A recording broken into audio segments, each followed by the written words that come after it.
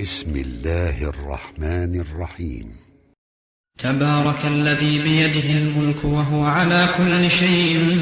قدير، الذي خلق الموت والحياة ليبلوكم أيكم أحسن عملا وهو العزيز الغفور، الذي خلق 7 سماوات طباقا ما ترى في خلق الرحمن من تفاوت فارجع البصر هل ترى من فطور، ثم ارجع البصر كرتين ينقلب إليك البصر خاسئا وهو حسير، ولقد زينا السماء الدنيا بمصابيح وجعلناها رجوما للشياطين وأعتدنا لهم عذاب السعير، وللذين كفروا بربهم عذاب جهنم وبئس المصير، إذا ألقوا فيها سمعوا لها شهيقا وهي تفور تكاد تميز من الغيظ كلما ألقي فيها فوج سألهم خزنتها ألم يأتكم نذير، قالوا بلى قد جاءنا نذير فكذبنا وقلنا ما نزل الله من شيء إن أنتم إلا في ضلال كبير، وقالوا لو كنا نسمع أو نعقل ما كنا في أصحاب السعير، فاعترفوا بذنبهم فسحقا لأصحاب السعير، إن الذين يخشون ربهم بالغيب لهم مغفرة وأجر كبير، وأسروا قولكم أو اجهروا به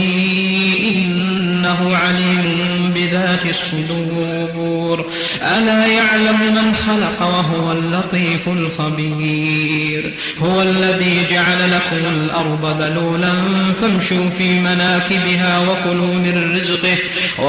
من رزقه وإليه النشور، أأمنتم من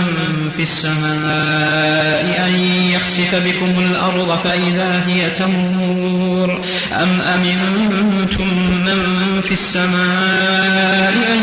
يرسل عليكم حاصبا فستعلمون كيف نذير، ولقد كذب الذين من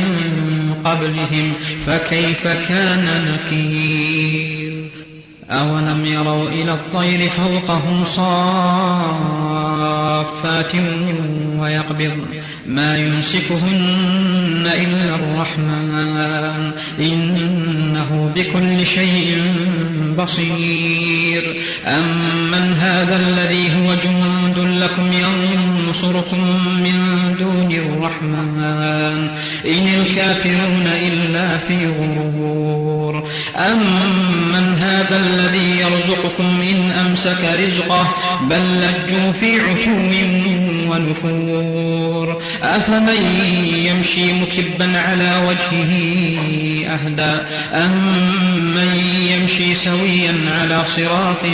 مستقيم، قل هو الذي أنشأكم وجعل لكم السمع والأبصار والأفئدة قليلا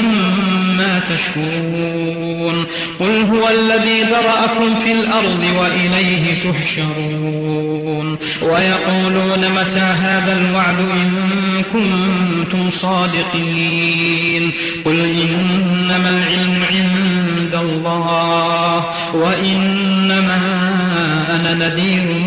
مبين، فلما رأوه زلفة سيئت وجوه الذين كفروا وقيل هذا الذي كنتم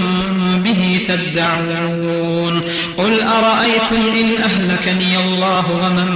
معي أو رحمنا فمن يجير الكافرين من عذاب أليم، قل هو الرحمن